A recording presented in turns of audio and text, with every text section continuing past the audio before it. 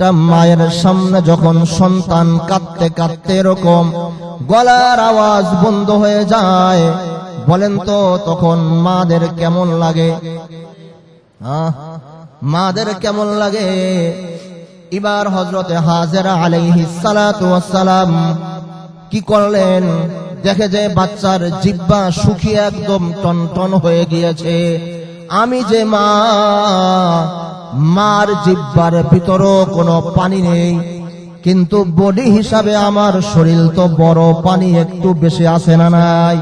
হাজেরা আলাইহিস সালাতু ওয়াস সালাম এবার ছোট বাচ্চাটাকে কোলে নিয়ে আ করে মার জিহ্বাটা সন্তানের মুখের ভিতরে ঢুকিয়ে দিলেন। সুবহানাল্লাহ বলেন। কিন্তু জিহ্বা ঢুকিয়ে দিলে কি হবে? মার তো বুকেও পানি নেই, মার তো শরীরের ভিতরেও কোনো পানি নেই, তো মার জিহ্বার ভিতরে পানি কিভাবে আসবে? আল্লাহ পাকের সিদ্ধান্ত হলো, হাজেরা রে, আমি ইচ্ছা করলে তোমার জিহ্বার ভিতরে পানি দিতে পারতাম, কিন্তু আমি পানি দিব না। আমার সিদ্ধান্ত তো তাহলে এখানে শেষ হয়ে যায়। আমি সিদ্ধান্ত এখানে শেষ করব না, আরো সামনে যাব। ছোট্ট একটা ঘটনা বলি। আমাদের নবীজি কোথায় যাবেন? ফাতেমার সাথে সবার শেষে দেখা করতেন। ওরে মা ফাতেমা, আমি যাচ্ছি, কিছুদিন পরে আসব। তো কোথায় দিনের সফরে বের হয়ে যাচ্ছেন।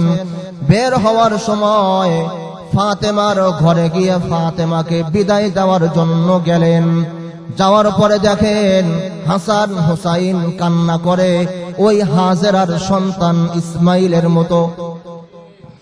আমার নবীজি বলেন, কেউ ফাতেমা, নানা ভাইরা কাঁদে কেন? বুখারীর হাদিস। নানা ভাইরা কাঁদে কেন? ফাতেমা বলে, বাবা, হলো কয়দিন আমার ঘরে কোনো খাবার নেই, বাচ্চাদেরকেও খাবার দিতে পারছি না, এই জন্য তারা কাঁদে। নবীজি বললেন, হাসানকে আমার কোলে দাও। হাসানকে নবীজি কোলে নিলেন। কোলে নিয়ে বললেন, নানা ভাই আ করো। হাসান আ করলো। নবীজির জিহ্বা মুবারককে হাসানের গালের ভিতরে ঢুকিয়ে দিলেন। হাসান আর খুশি কাকে বলে? এবার হাসান, আমাদের বাচ্চারা যেরকম ললিপপ চুষে, চকলেট চুষে খায়, নবীজির জিহ্বা পেয়ে এরকম হাসান চুষা শুরু করে দিয়েছে। কিছুক্ষণ পরে নবীজি হাসানের চোখের দিকে তাকিয়ে হেসে দিলেন।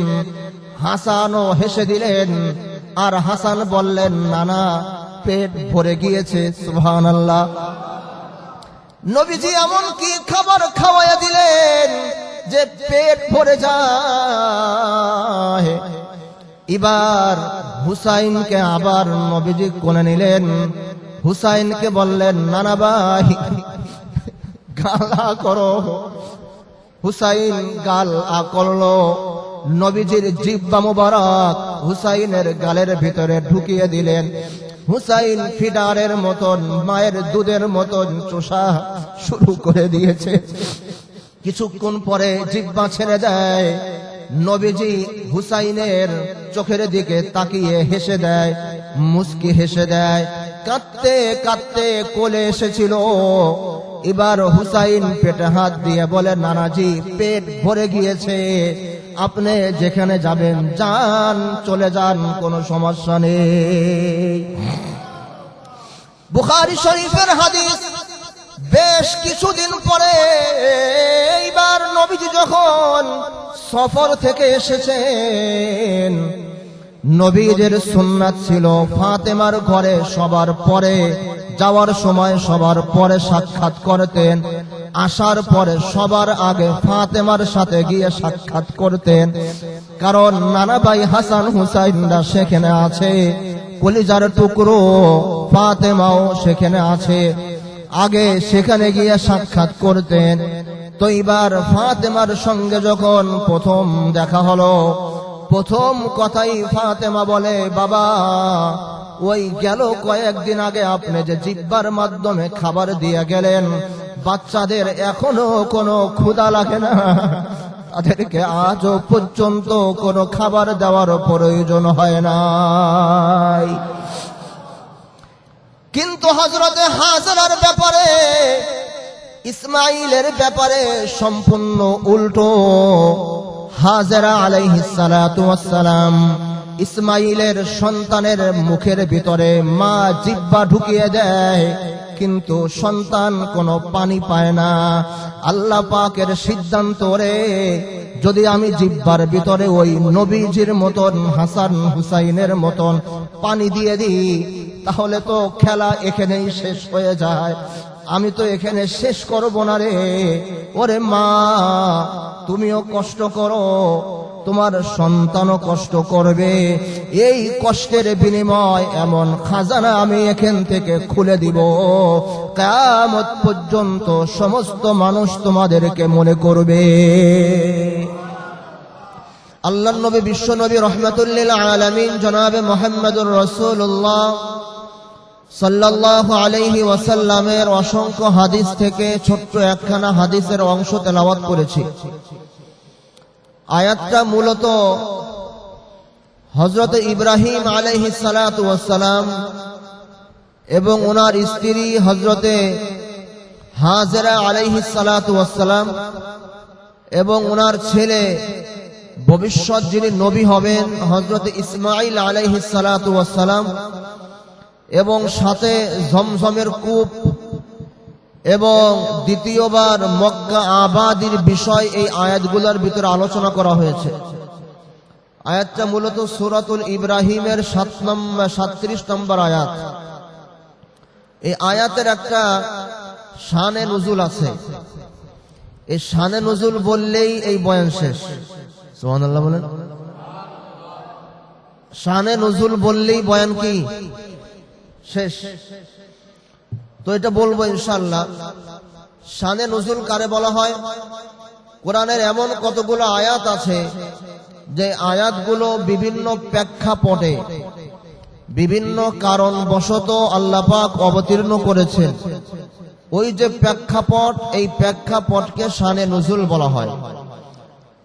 নাজিল হওয়ার কারণ, কি কারণে নাজিল হয়েছে, ওই কারণটাকে শানে নুজুল বলা হয়, প্রেক্ষাপট বলা হয়। কি বলেন? আমরা সকলে জানি যে আমাদের আদি পিতা, কি পিতা? সবাই বলেন, কি পিতা? আদি পিতা। যদি আরো সহজ ভাষায় বলি, জাতির পিতা। কিসের পিতা? জাতির পিতা হযরতে বঙ্গবন্ধু রহমতুল্লাহি আলাইহি। কথাও কয় না, নাউজুবিল্লাহ কোন? মুখ বন্ধ করে বয়ে রয়েছে। নাউজুবিল্লাহ কমু না আউজুবিল্লাহ কমু? জাতির পিতাকে আমাদের, কথা কন না, জোরে বলেন। জাতির পিতাকে আমাদের, হ্যাঁ বুঝছি, দীর্ঘ 17 বছর জাতির পিতা একজনকে কইতে কইতে এখন আসল জাতির পিতারই ভুলে গিয়েছি আমরা।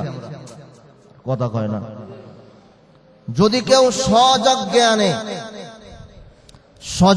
জ্ঞানে সুস্থ মস্তিষ্কে যদি কেউ অন্য কাউকে জাতির পিতা বানায়, তাহলে তার ঈমান আছে কি আছে না ওলামায়ে কেরামের কাছ থেকে ভালো করে জিজ্ঞাসা করে নিয়েন। কথা কয় না, কথা বুঝছেন? তো আমাদের জাতির পিতা, আদি পিতা হযরত ইব্রাহিম আলাইহিস সালাতু ওয়াস সালামের 2 বিবাহ ছিল। কয় বিবাহ? আমি কিন্তু আলোচনা করব জমজমের কূপ নিয়ে আজকে, কিন্তু শুধু যদি বলি জমজমের কূপ বুঝবেন না, জন্য গোড়া থেকে আসতে হবে। আসেনি মনোযোগ? ঘুমায়েন না, ঘুমাইলে পানি খেয়ে আসেন। এখানে চা আছে, চা চেন, চা দিব না। তো ইব্রাহিম আলাইহিস সালাতু ওয়াস সালামের 2 বিবাহ ছিল। এক স্ত্রী নিয়ে থাকতেন মিশরে। এই স্ত্রীর কোনো বাচ্চা কাচ্চা হয় না। তো পরবর্তীতে ওনাকে আরেকজন, ওনার উম্মত আরেকটা বিবি ওনাকে হাদিয়া দেন। ওনার একজন মেয়েকে ইব্রাহিম আলাইহিস সালাতু ওয়াস সালামের সঙ্গে বিবাহ দেন। ওনার নাম ছিল হাজরা। আর আগে যেই বড় বউ ছিল, ওই বড় বউয়ের নাম ছিল সারা। কি কি সায়রা কয়, সাহারা কয়, মূল নাম হলো সারা। কি নাম? সারা, আরবি নাম সারা, কিন্তু আমরা অনেকে বলে সায়রা, অনেকে বলে সাহারা। সাহারা না, মূল নাম হলো সারা। কথা বুঝেছেন? তো ওনার এক স্ত্রীর নাম ছিল সারা, আর এক স্ত্রীর নাম ছিল হাজেরা। তো সারার গর্ভে কোনো সন্তান হয় না, উনি থাকতেন মিশরে। দ্বিতীয় যেই বিবাহ করেছেন হযরত ইব্রাহিম আলাইহিস সালাতু ওয়াস সালাম, ওনার নাম ছিল হাজেরা। হাজেরাকে আমরা সবাই চিনি, সারাকে অনেকে চিনি না। কারণ হাজেরা যদি ইব্রাহিম আলাইহিস সালাতু ওয়াস সালাম আমাদের আদি পিতা হয়, ওনার সন্তান হলো ইসমাইল। ইসমাইলকে আমরা বেশি চিনি যেহেতু কুরবানির সাথে সম্পৃক্ত। ইসমাইল যেহেতু কুরবানির সাথে কি সম্পৃক্ত, আর ইসমাইল আলাইহিস সালাতু ওয়াস সালামের মা হলো হাজেরা। এই কারণে আমরা হাজেরাকে বেশি চিনি, সারাকে কম চিনি। কথা বুঝেছেন? সারারও বাড়ি ছিল মিশরে, কিন্তু আল্লাহ রাব্বুল আলামিনের ইশারায় হযরত সারা আলাইহিস সালাতু ওয়াস সালাম এবং হযরত ইব্রাহিম আলাইহিস সালাতু ওয়াস সালাম, এই দুইজনকে আল্লাহ পাকের ইশারায় আল্লাহ পাক বললেন, এ ইব্রাহিম, তোমার কিন্তু মক্কা মুআজ্জামা আবাদ করতে হবে। যদিও তোমার দেশ মিশরে, তুমি থাকো মিশরে, তোমার জন্মভূমি মিশরে, তোমার পরিবার মিশরে, কিন্তু তোমার আবাদ করতে হবে কিন্তু সৌদি মক্কা, যেটা হযরত তোমার পিতা, আসল পিতা আদম আলাইহিস সালাতু ওয়াস সালাম যে কাবা ঘর নির্মাণ করেছেন, যেটা ইসলামের ফাউন্ডেশন, যেটা ইসলামের হেডকোয়ার্টার, ওখানে তোমার আবাদ করতে হবে। ইসমাইল ইব্রাহিম আলাইহিস সালাতু ওয়াস সালাম বললেন, আল্লাহ কিভাবে সম্ভব? বলে, তোমাকে না দুইটা বিবি দিয়েছি আমি, এক বিবিকে মিশরে রাখো আর এক বিবিকে ইসমাইল সহ সন্তান সহ মক্কার ভিতরে রেখে আসো। সুবহানাল্লাহ বলেন। কোথায় রেখে আসো? মক্কার ভিতরে রেখে আসো। হযরতে নূহ আলাইহিস সালাতু ওয়াস সালামের আমলে যেই মহা প্লাবন হয়েছিল, ওই প্লাবনে কাবা ঘরের অনেক সাইডটা ভেঙে ওইটা বালুর স্তূপের নিচে পড়ে গিয়েছে। কিন্তু ওই জায়গাটা একটা টিলার মতন, পাহাড়ের মতন না, টিলার মতন উঁচু হয়েছিল। ওটার পাশে একটা শুকনো খেজুর গাছ ছিল। ওই খেজুর গাছের নিচে হযরতে ইব্রাহিম আলাইহিস সালাতু ওয়াস সালাম এবং ওনার স্ত্রী হযরতে হাজেরা আলাইহিস সালাতু ওয়াস সালাম এবং ওনার সন্তান ইসমাইল আলাইহিস সালাতু ওয়াস সালামকে ওখানে রেখে আসলেন। আসার সময় সঙ্গে কি ছিল? সঙ্গে ছিল হলো এক মশক পানি। ধরেন এক বোতল পানি, মশক বললে তো চিনবেন না, ধরেন এক বোতল পানি। আচ্ছা বলেন তো, এক বোতল পানি কয় মাস খাওয়া যায়? কথাও কয় না রে। গরমের দিন তো 1 ঘন্টাও হবে না। এই যে কত কয়েকদিন আগে গরম গেল, আমার মনে আছে আমি এখানে বসে আসরের পরে 3 লিটার পানি খেয়েছি। 3 লিটার পানি শুধু আসর থেকে মাগরিব। এরপরও পেশাব নাই, ওই যে পানি গেল আল্লাহই জানে। তো এক মশক পানি, মশক যদিও একটু বড় হয়, ধরলাম 5 কেজি, 5 লিটার, তো 5 লিটার পানি কয়দিন যায়? তো ইব্রাহিম আলাইহিস সালাতু ওয়াস সালাম সন্তান ইসমাইলকে সহ, বিবি হাজেরাকে সহ কিছু পানি আর কিছু খেজুর দিয়ে ওখানে রেখে গেলেন। মরুভূমি, নাই কোনো গাছ, নাই কোনো ঘর বাড়ি, নাই কোনো ফসল। খেজুর গাছ একটা আছে, যেটা হযরত নূহ আলাইহিস সালাতু ওয়াস সালামের বন্যায় সেটাও মারা গিয়েছে, আর কোনো কিছু নেই। আশপাশে কোনো বাড়ি ঘর নেই, কোনো চাষাবাদ নেই, আয়াত আছে বলবো, কিছু নেই। রেখে যাচ্ছিলেন। রেখে ইব্রাহিম আলাইহিস সালাতু ওয়াস সালাম মুখ বন্ধ করে এবার পিছন দিকে সামনের দিকে হাঁটা শুরু। পিছন থেকে হযরতে হাজেরা আলাইহিস সালাতু ওয়াস সালাম ডাক দিয়েছিলেন, কি ব্যাপার? আমাদের দুইজনকে রেখে আপনি কোথায় যাচ্ছেন? কে শুনে কার কথা? ইব্রাহিমের মতন সামনের দিকে হাঁটে, কোনো জবাব দেয় না। এরপরে যখন বাচ্চা যখন পিছন থেকে কান্নার আওয়াজ, বাচ্চার আওয়াজ যখন কানে আসলো, তখন এরপরে যখন জিজ্ঞাসা করলেন কি ব্যাপার, এই নিশ্চাষী ভূমি, যেখানে কোনো চাষাবাদ নেই, যেখানে কোনো ফসল নেই, যেখানে কোনো মানুষ নেই, মরু প্রান্ত, বিলের ভিতরে আপনি আমাদেরকে রেখে যাচ্ছেন, কারণটা কি? এটা কি আপনার ইচ্ছায় হচ্ছে নাকি আপনার রবের ইচ্ছায় হলো? সুবহানাল্লাহ বলেন। আল্লাহ রাব্বুল আলামিন হযরত ইব্রাহিম আলাইহিস সালাতু ওয়াস সালামকে জানিয়ে দিয়েছেন, ও ইব্রাহিম, বড় কঠিন মুহূর্ত, যদি কথা বলো স্ত্রী আর সন্তানের সাথে মায়া লেগে যাবে, খবরদার মুখে কথা বলতে পারবে না, শুধু বলে দাও উপরের দিকে ইশারা করে আমার রবের হুকুম। ইব্রাহিম আলাইহিস সালাতু ওয়াস সালাম মুখে বলেন না যে আমার আল্লাহ আমাকে আদেশ করেছেন তোমাদের দুজনকে এখানে রেখে যাওয়ার জন্য।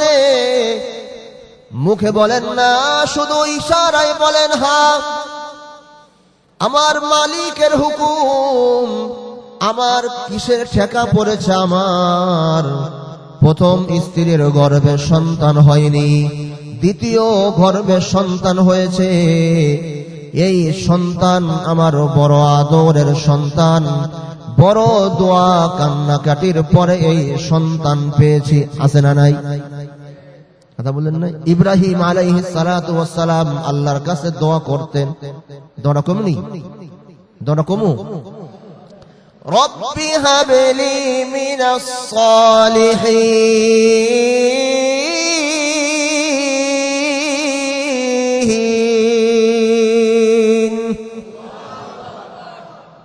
ইব্রাহিম আলাইহিস সালাতু ওয়াস সালাম যখন সন্তান হচ্ছে না, দ্বিতীয়বার যখন বিবাহ করেছেন, তখনও কোনো খোঁজ খবর নেই। তো উনি দোয়া করতেন, আল্লাহ আপনি আমাকে একজন সন্তান দান করেন।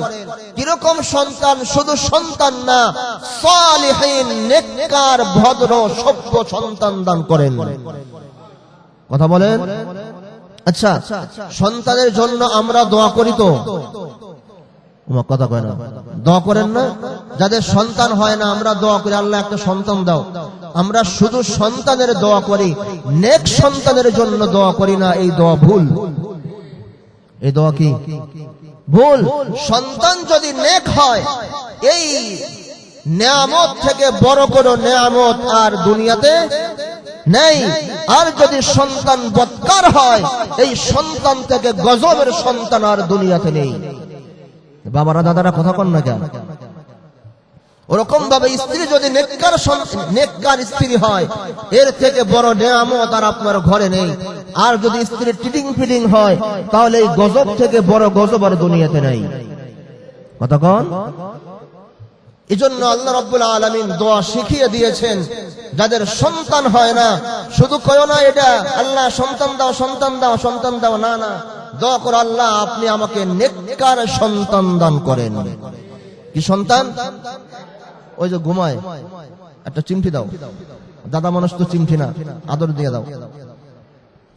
হ্যাঁ, কি সন্তান বলেন? শুধু সন্তান নাকি নেককার সন্তান? নেককার সন্তান আল্লাহ পাকের থেকে হাদিয়া, রহমত। তো হযরত ইব্রাহিম আলাইহিস সালাতু ওয়াস সালাম প্রথম গর্ভে ওনার কোনো সন্তান হয় না, দ্বিতীয় গর্ভেও সন্তান হয়েছে। অনেক কষ্টের পরে বড় আদরের সন্তান, মরু প্রান্ত, মরুভূমির ভিতরে কোনো ফসল নেই, কোনো খাবার নেই, কোনো চাষাবাদ নেই, কোনো প্রতিবেশী নেই, এখানে রেখে চলে যাচ্ছেন। আল্লাহ পাকের পক্ষ থেকে বলা হলো, ইব্রাহিম খবরদার, মুখে কথা বলতে পারবে না, শুধু ইশারা করে বলবে আল্লাহ পাকের আদেশ। এবার হযরতে দেখেন, এবার হযরত ইব্রাহিম আলাইহিস সালাতু ওয়াস সালাম সামনের দিকে হাঁটে, মাঝে মাঝে এইভাবে পেছনের দিকে ফিরে ফিরে তাকায়। আর ইব্রাহিমের স্ত্রী হযরত হাজেরা আলাইহিস সালাতু ওয়াস সালাম ছোট দুধের সন্তান কোলে নিয়ে স্বামীর দিকে পলকহীন দৃষ্টিতে তাকিয়ে আছে। এটা কোন ধরনের আল্লাহ পাকের হুকুম? এটা কোন পরীক্ষার সম্মুখীন আমরা হচ্ছি? ছোট দুধের বাচ্চা সামান্য একটু পানি আর একটু খেজুর দিয়ে এই জনবলহীন মরু প্রান্তে আমাদেরকে ছেড়ে চলে যাচ্ছে। কিছুক্ষণ পর পর ইব্রাহিম আলাইহিস সালাতু ওয়াস সালাম পেছনের দিকে ঘাড় ফিরিয়ে ফিরিয়ে তাকান, আর হাজেরা আলাইহিস সালাতু ওয়াস সালাম দুধের সন্তান কোলে নিয়ে সামনের দিকে তাকিয়ে আছে। এটা কি হচ্ছে আমাদের সঙ্গে? যেতে যেতে যেতে যেতে গিরিপথ, যেখানে সৌরপথ, দুই পাহাড়ের মাঝখানে যখন পড়লেন, ইব্রাহিম আলাইহিস সালাতু ওয়াস সালাম এবার মনে মনে বলে, এতক্ষণ তো সন্তান এবং স্ত্রীকে দেখতেছিলাম, একটু পরেই তো পাহাড় আর তাদের মাঝখানে আড়াল হয়ে যাবে, জানি না কি অবস্থা হয়। আল্লাহ, তুমি আমার স্ত্রী এবং সন্তানকে হেফাজত করো। এবার যখন ইব্রাহিম আলাইহিস সালাতু ওয়াস সালাম এবং হাজেরা দুজনের মাঝখানে যখন পাহাড়ের পার্টিশন হয়ে গেল, এবার কেউ কাউকে দেখে না।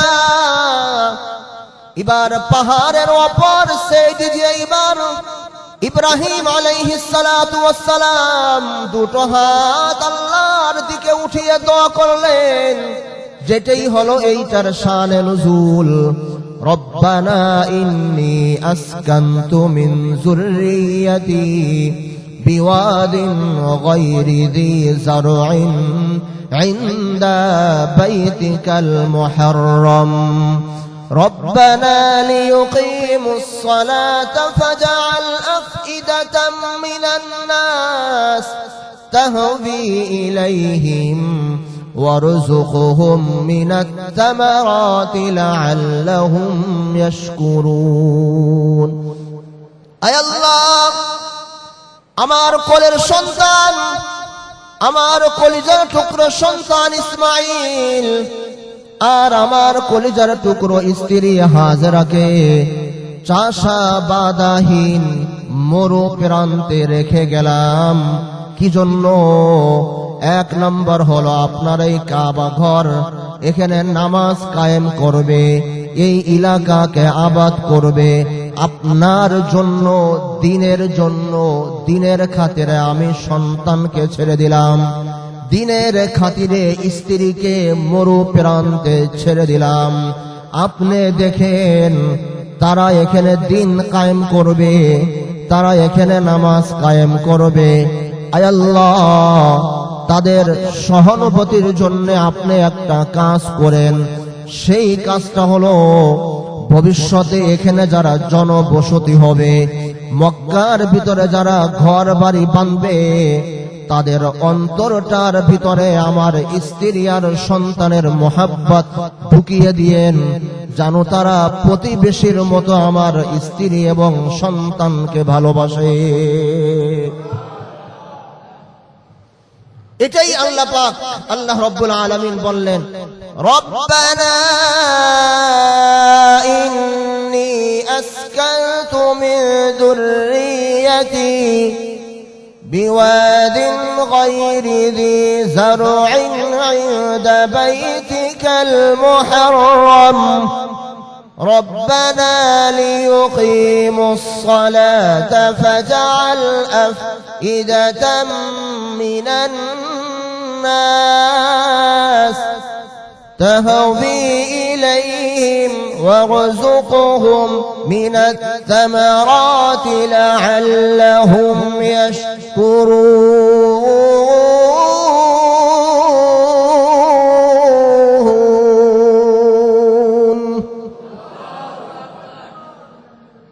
এটাই হলো এই আয়াতের শানে নুজুল।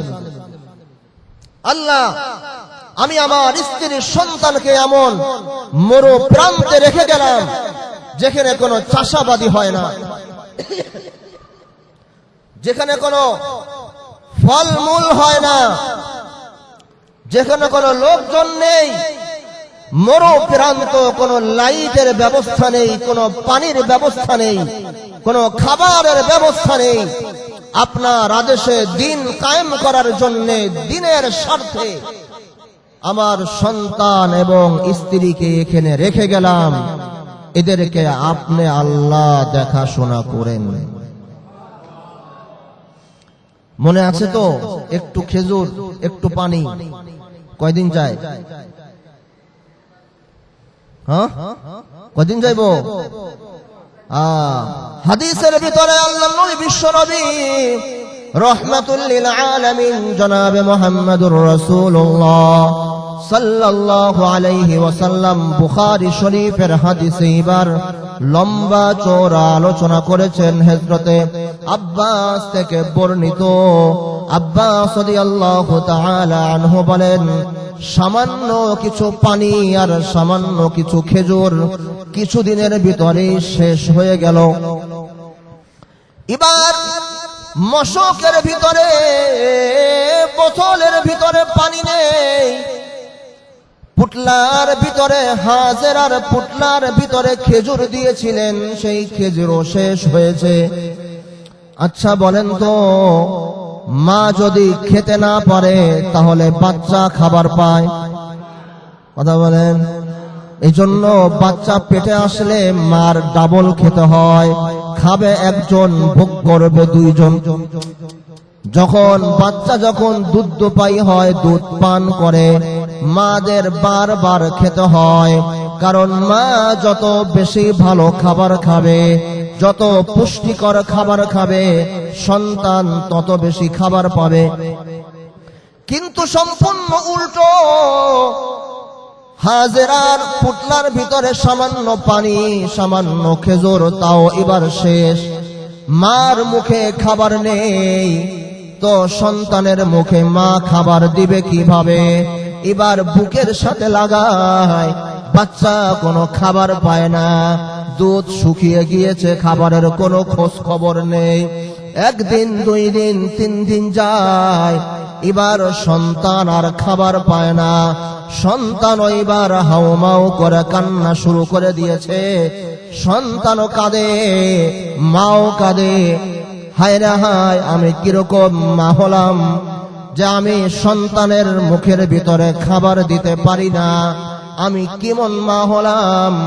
এবার মা পানির খোঁজে বের হয়ে যায়। সুবহানাল্লাহ বলেন।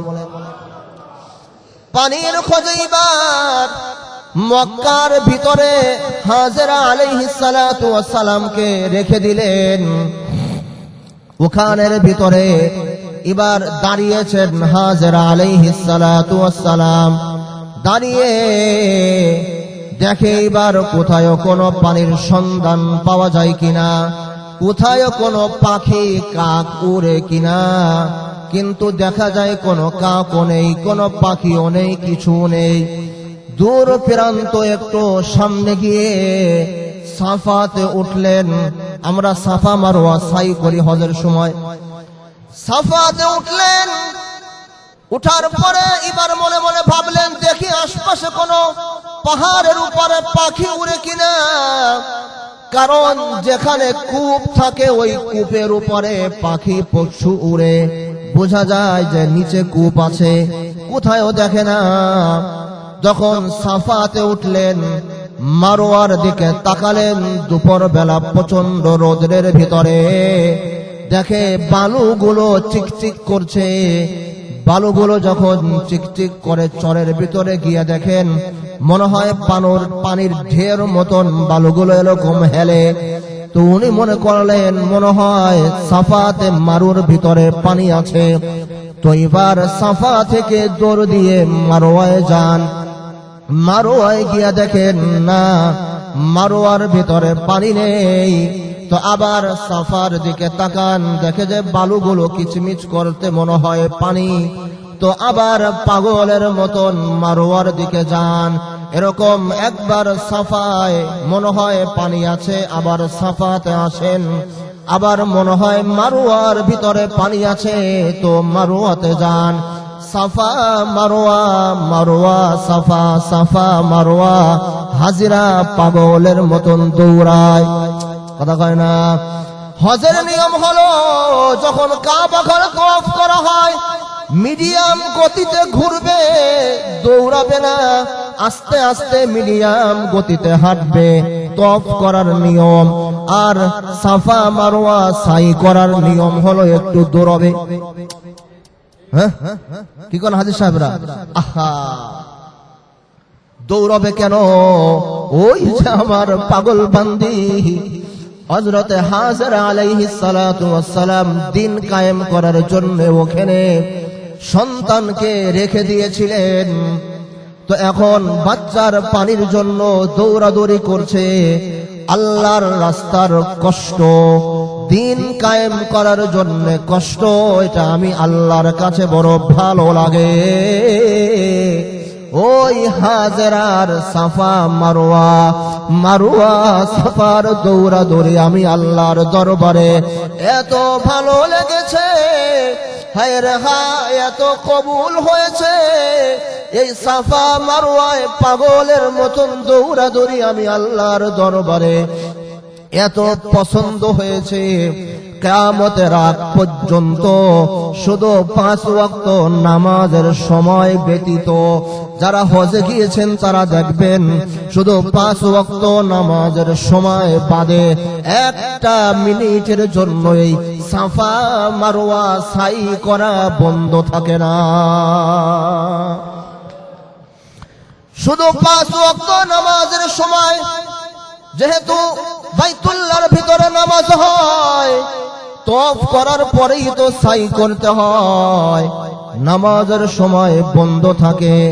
এছাড়া আপনি রাত্র 12টা বাজে যান, ওই হাজে সাহিবরা হাজেরার অনুসরণ করে হাজেরার মতো পাগলের মতো একবার সাইতে দৌড় দেয়, সাদা কাপড় বেঁধে একবার সাফাতে দৌড় দেয়, আর একবার মারওয়াতে দৌড় দেয়, আর একবার সাফায় দৌড় দেয়, আর একবার মারওয়ায় দৌড় দেয়।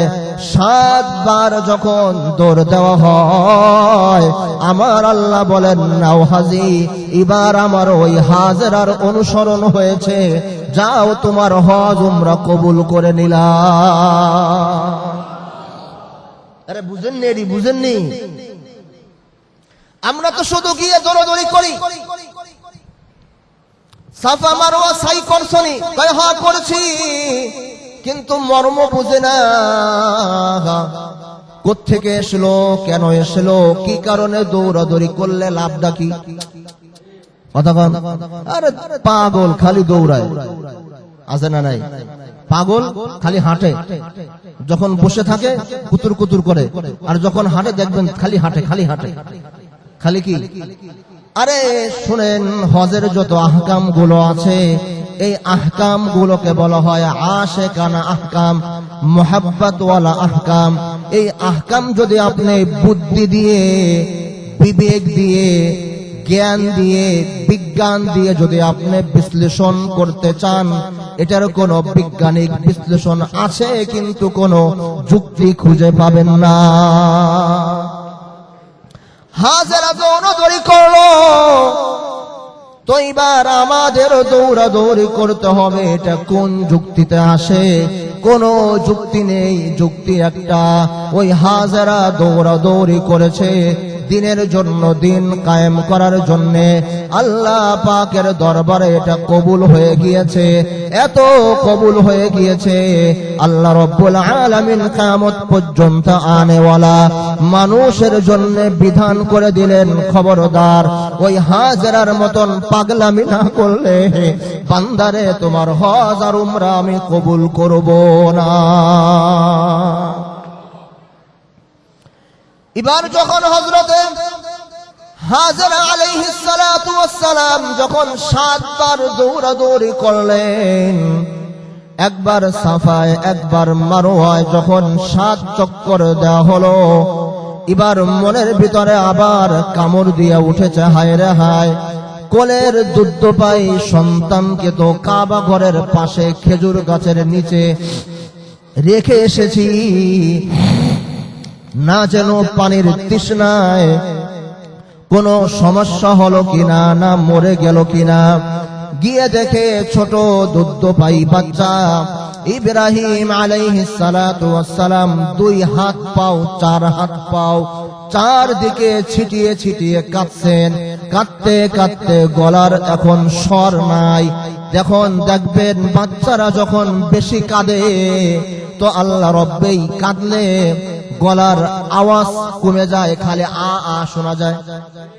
খেয়াল করছেন তো? আহা, হায় রে হায়, কষ্টের পরে মিষ্টি মিলে, তিতার পরে মিঠা মিলে। কথা কয় না? কষ্টের পরে মিষ্টি মিলে, তিতার পরে মিঠা মিলে। আল্লাহ পাকের সিদ্ধান্ত রে, ওরে ইসমাইল তুমি কাঁদবা। কাঁদতে কাঁদতে গলা ভেঙ্গে ফেলবে। আর এই কাদার ওসিলা করে এখান থেকে এমন ঝমঝমের কূপ আমি চালু করে দেব কিয়ামত পর্যন্ত। শুধু সৌদি, মিশর, কাতার, দুবাই নয়, সারা দুনিয়ার মানুষ এই পানি পান করবে আর তোমার কথা আর তোমার মায়ের কথা মনে করবে। কাঁদো কাঁদো কাঁদো, আর একটু কাঁদো, আর একটু কাঁদো। এবার মা এসে দেখে, হায় রে হায়, বাচ্চাদের কাঁদবে, গলার ভিতরে স্বর নেই, আওয়াজ নেই, শুধু আ করে। আচ্ছা বলেন তো, একটা মায়ের সামনে যখন সন্তান কাঁদতে কাঁদতে এরকম গলার আওয়াজ বন্ধ হয়ে যায়, বলেন তো তখন মাদের কেমন লাগে? মাদের কেমন লাগে? এবার হযরতে হাজেরা আলাইহিস সালাতু ওয়াস সালাম কি করলেন? দেখে যে বাচ্চার জিহ্বা শুকিয়ে একদম টনটন হয়ে গিয়েছে। আমি যে মা, মার জিহ্বার ভিতরও কোনো পানি নেই, কিন্তু বডি হিসাবে আমার শরীর তো বড়, পানি একটু বেশি আছে না নাই? হাজেরা আলাইহিস সালাতু ওয়াস সালাম এবার ছোট বাচ্চাটাকে কোলে নিয়ে আ করে মার জিহ্বাটা সন্তানের মুখের ভিতরে ঢুকিয়ে দিলেন। সুবহানাল্লাহ বলেন। কিন্তু জিহ্বা ঢুকিয়ে দিলে কি হবে?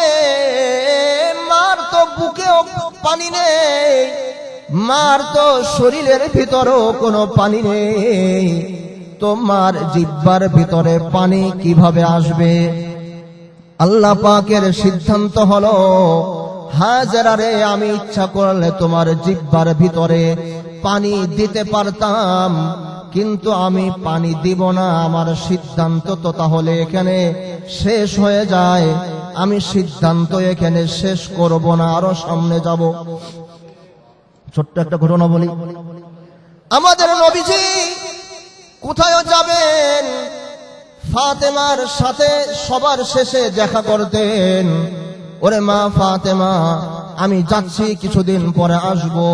তো কোথায়ও দিনের সফরে বের হয়ে যাচ্ছেন। বের হওয়ার সময় ফাতেমার ঘরে গিয়ে ফাতেমাকে বিদায় দেওয়ার জন্য গেলেন। যাওয়ার পরে দেখেন হাসান হুসাইন কান্না করে, ওই হাজেরার সন্তান ইসমাইলের মতো। আমার নবীজি বলেন, কেউ ফাতেমা, নানা ভাইরা কাঁদে কেন? বুখারীর হাদিস। নানা ভাইরা কাঁদে কেন? ফাতেমা বলে, বাবা, হলো কয়দিন আমার ঘরে কোনো খাবার নেই, বাচ্চাদেরকেও খাবার দিতে পারছি না, এই জন্য তারা কাঁদে। নবীজি বললেন, হাসানকে আমার কোলে দাও। হাসানকে নবীজি কোলে নিলেন। কোলে নিয়ে বললেন, নানা ভাই আ করো। হাসান আ করলো। নবীজির জিহ্বা মুবারককে হাসানের গালের ভিতরে ঢুকিয়ে দিলেন। হাসান আর খুশি কাকে বলে? এবার হাসান, আমাদের বাচ্চারা যেরকম ললিপপ চুষে, চকলেট চুষে খায়, নবীজির জিহ্বা পেয়ে এরকম হাসান চোষা শুরু করে দিয়েছে।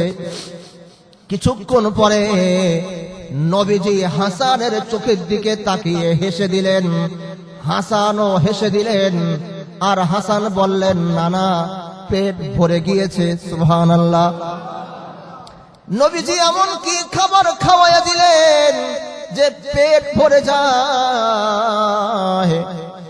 এবার হুসাইনকে আবার নবীজি কোলে নিলেন, হুসাইনকে বললেন, নানা ভাই গালা করো। হুসাইন গাল করলো। নবীজির জিহ্বা মুবারক হুসাইনের গালের ভিতরে ঢুকিয়ে দিলেন। হুসাইন ফিডারের মতন, মায়ের দুধের মতন চোষা শুরু করে দিয়েছে। কিছুক্ষণ পরে জিহ্বা ছেড়ে যায়। নবীজি হুসাইনের চোখের দিকে তাকিয়ে হেসে দেয়, মুস্কি হেসে দেয়। কাঁদতে কাঁদতে কোলে এসেছিল। এবার হুসাইন পেটে হাত দিয়ে বলে, নানাজি পেট ভরে গিয়েছে, আপনি যেখানে যাবেন যান, চলে যান, কোনো সমস্যা নেই। বুখারী শরীফের হাদিস। বেশ কিছুদিন পরে এইবার নবীজি যখন সফর থেকে এসেছেন, নবীদের সুন্নাত ছিল ফাতেমার ঘরে সবার পরে যাওয়ার সময় সবার পরে সাক্ষাৎ করতেন, আসার পরে সবার আগে ফাতেমার সাথে গিয়ে সাক্ষাৎ করতেন। কারণ নানা ভাই হাসান হুসাইনরা সেখানে আছে, কলিজার টুকরো ফাতেমাও সেখানে আছে, আগে সেখানে গিয়ে সাক্ষাৎ করতেন। তো এবার ফাতেমার সঙ্গে যখন প্রথম দেখা হলো, প্রথম কথাই ফাতেমা বলে, বাবা ওই গেল কয়েকদিন আগে আপনি যে জিহ্বার মাধ্যমে খাবার দিয়ে গেলেন, বাচ্চাদের এখনো কোনো ক্ষুধা লাগে না, তাদেরকে আজও পর্যন্ত কোনো খাবার দেওয়ার প্রয়োজন হয় নাই। কিন্তু হযরতে হাজরার ব্যাপারে, ইসমাইলের ব্যাপারে সম্পূর্ণ উল্টো। হাজরা আলাইহিস সালাতু ওয়াস সালাম ইসমাইলের সন্তানের মুখের ভিতরে মা জিহ্বা ঢুকিয়ে দেয়, কিন্তু সন্তান কোনো পানি পায় না। আল্লাহ পাকের সিদ্ধান্ত, রে যদি আমি জিহ্বার ভিতরে ওই নবীজির মতন হাসান হুসাইনের মতন পানি দিয়ে দিই, তাহলে তো খেলা এখানেই শেষ হয়ে যায়। আমি তো এখানে শেষ করব না রে। ওরে মা, তুমিও কষ্ট করো, তোমার সন্তানও কষ্ট করবে। এই কষ্টের বিনিময় এমন খাজানা আমি এখান থেকে খুলে দিব, কিয়ামত পর্যন্ত সমস্ত মানুষ তোমাদেরকে মনে করবে। এবার মা সন্তানকে কোলে নিয়ে বসে আছে, চোখের পানি ফেলছে আর দোয়া করছে, আল্লাহ এ কোন বিপদের ভিতরে ফেললে, কোন অবস্থার ভিতরে ফেললে। আমার স্বামী ইব্রাহিম তো আপনার আদেশেই আমাদেরকে এখানে রেখে গিয়েছেন, কেন আপনি আমাদের সঙ্গে এরকম করছেন? আচ্ছা বলেন তো, বুকে খাবার নেই, পকেটে টাকা নেই, আশপাশে বাড়িঘর নেই, মরুভূমি, সন্তান কোলের ভিতরে, বলেন তো তখন মার কেমন লাগে? কেমন লাগে মার? আহা, মা সে বুঝে সন্তানের কষ্ট কেমন। এক তো খাবার নেই, আবার সন্তান কাঁদতে কাঁদতে গলা শুকিয়ে গিয়েছে। এই অবস্থায় আমার তো মনে হয় না পৃথিবীর কোন মারা সহ্য করতে পারবে। হ্যাঁ, দুনিয়ার কোন মারা সহ্য করতে পারে না। কারণ কি, হায় রে হায়, জানি না আপনাদের কি অবস্থা। আমি ব্যক্তিগতভাবে বহুত পরীক্ষা করে দেখেছি। আমি যখনই আমি কোনো বিপদের সম্মুখীন হয়েছি, কোন কঠিন অবস্থার সম্মুখীন হয়েছি, দুনিয়ার কেউ জানে না কেমনে কেমনে জানো আমার মা খবর হয়ে যায়। পরবর্তীতে যখন ফোন করি, মা বলে, কিরে কি হয়েছে? আমার জানো তখন কেমন লেগেছিল। হায় রে হায়, মোবাইলও করলাম না। ওই আত্মা, মায়ের আত্মা সন্তানের আত্মার সাথে একটা কালেকশন। মা কেমনে জানো বুঝতে পারে। ছোট যখন ছিলাম, আপনার জবান আছে, ভাষা বলতে পারেন না, ক্ষুধা লেগেছে, ওয়া করে কান্না শুরু করে দিয়েছেন। মা বুঝে নিয়েছে আপনার ক্ষুধা লেগেছে, পাখানা করে খেতা মেতা সব ভিজিয়ে দিয়েছেন, ওয়া করে কান্না করে দিয়েছেন। মা বুঝেছে আপনি পায়খানা করে দিয়েছেন, ওয়া করে কান্না করে দিয়েছেন। মা বুঝে নিয়েছে আপনাকে মশায় কামড়াচ্ছে, ওয়া করে আপনি কান্না করে দিয়েছেন। মা বুঝেছে আপনার লাইটের কারণে ঘুম হচ্ছে না, ঠিক কিনা বলেন? ও ভাই, এটা বলে না আমার ক্ষুধা লেগেছে, এটা বলে না আমারকে মশায় কামড়াচ্ছে। মা এটা বলে না, সন্তান এটা বলে না আমি পেশাব পায়খানা করে আমি বিছনা ভিজিয়ে দিয়েছি। ও দোস্ত, ওই কান্নার ভিতরে একটা ভাষা এমন দিয়ে দিয়েছেন যেটা মা বুঝে, দুনিয়ার কোনো খালা নানি দাদি ওই সন্তানের ভাষা কোশ্চিন কালেও বুঝে না।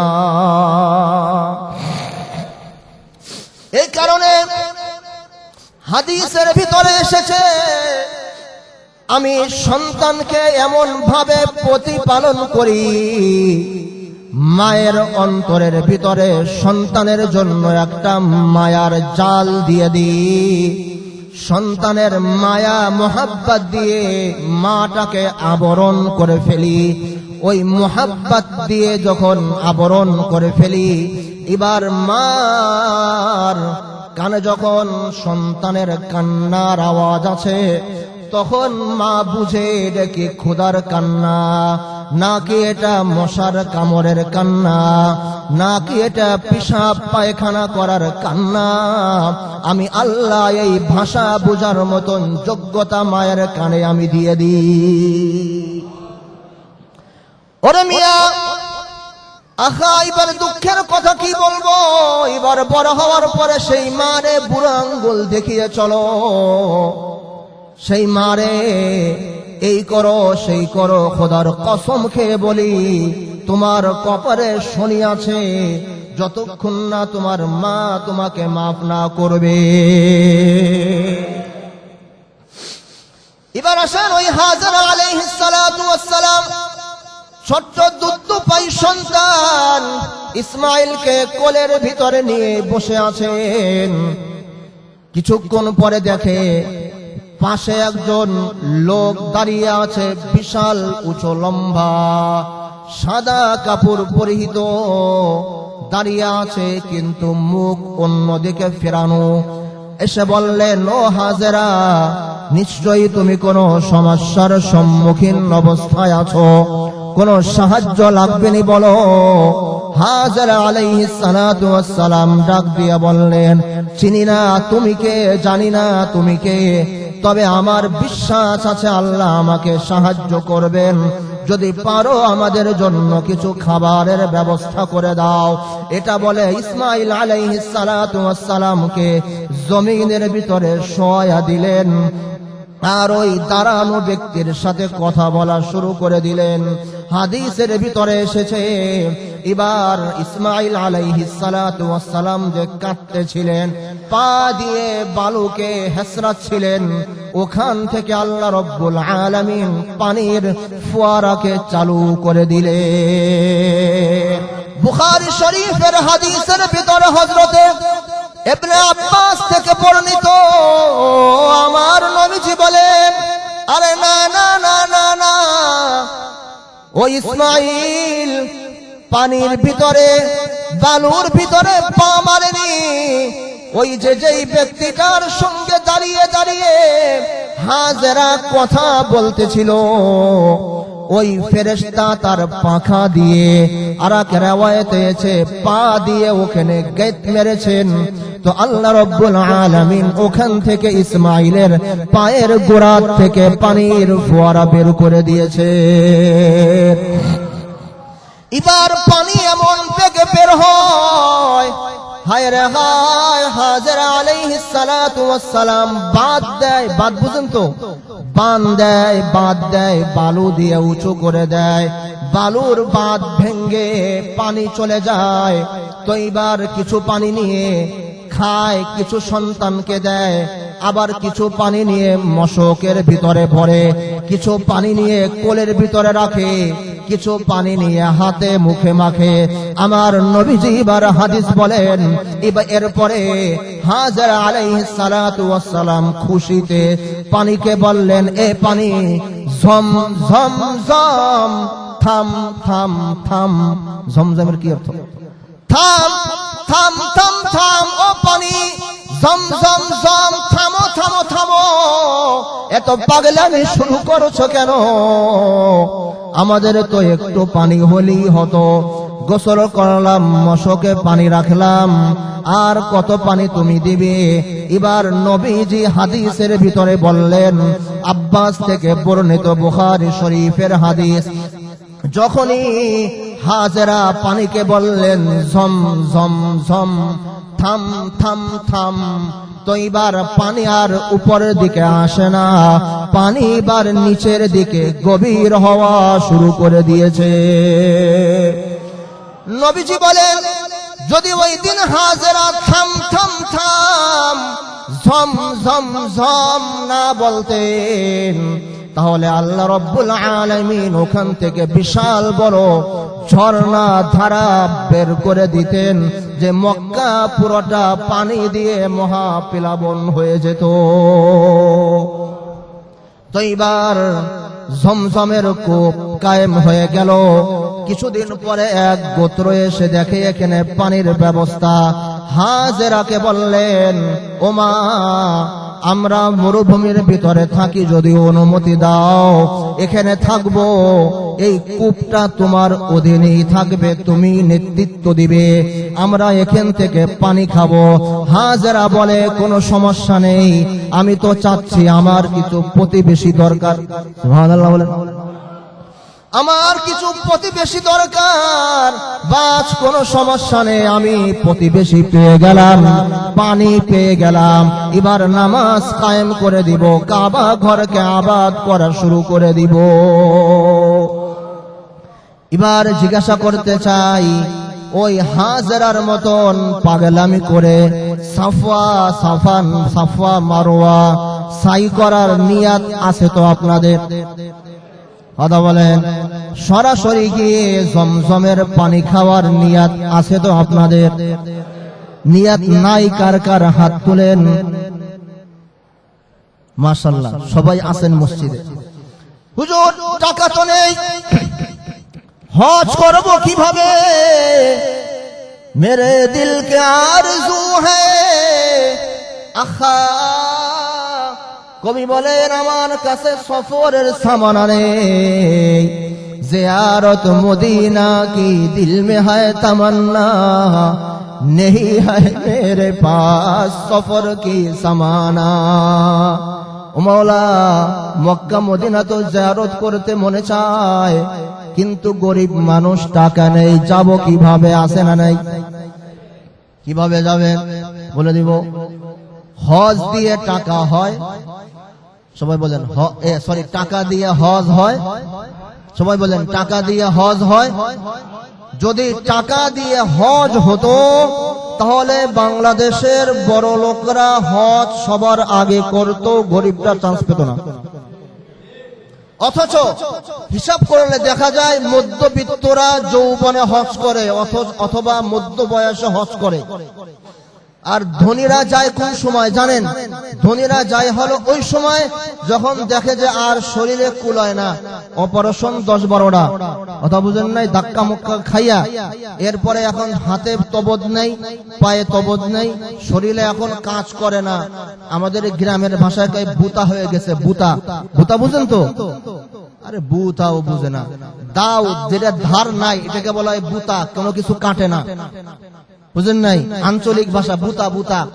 তো শরীর যখন বুতা হয়ে যায় আমাদের বাংলাদেশে, তখন হলো বড় লোকরা হজে যায়।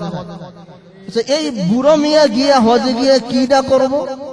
না সাফা মারওয়ায় দৌড়াতে পারবো হাজরার মতো, না এই তাইফের ভিতরে গরমের ভিতরে টিকতে পারবে, না তওয়াফ করতে পারবে। কি করতে পারবে? কথা বলেন। এই জন্য ভাই, হজের নিয়াত করেন, নিয়াত করলে টাকা জমানো শুরু করেন, দেখবেন যে আল্লাহ কিভাবে কবুল করে নেয়। কারণ হজ এটা টাকার সঙ্গে সম্পর্ক না, এটা আবেগের সঙ্গে সম্পর্ক। কিসের সঙ্গে সম্পর্ক? আবেগের সঙ্গে সম্পর্ক। হজের এ টু জেড যতগুলো আহকামাত আছে সবগুলো আবেগ দিয়ে, একটাও বিবেক দিয়ে না। সাফা মারওয়া সাই বিবেক দিয়ে না, আবেগ দিয়ে। কালো ঘরটার পিছনে 7 চক্কর পাগলের মতন ঘুরবেন, আবেগ, বিবেক দিয়ে না, আবেগ দিয়ে। সেলাইবিহীন কাপড় পরবেন, বিবেক দিয়ে না, আবেগ দিয়ে। তাইফের ময়দানে গিয়ে পাগলের মতন রোদ্রের ভিতরে, কোন পাগলটা আছে বলেন রোদ্রের ভিতরে বসে থাকে? রোদ্রের ভিতরে বসে থাকবেন, কি কাম? দোয়া করবেন, চা নাস্তা খাইবেন, শেষ। এটা যদি আপনি বিবেক দিয়ে হিসাব করেন, কি আছে? কিছু নাই, আবেগ দিয়ে। এজন্য দোস্ত, হজটা মূলত টাকা দিয়ে হয় না, বিবেক দিয়ে হয় না, আবেগ দিয়ে হয়। আপনি নিয়াত করেন, দোয়া করেন, আল্লাহ পাক কবুল করবে ইনশাআল্লাহ। আল্লাহ রাব্বুল আলামিন আমাদের সকলকে আমল করার মতন তৌফিক দান করুন। ভাই, বৃষ্টির সময় সবাই খিচুড়ি পাকিয়েছেন, তাড়াতাড়ি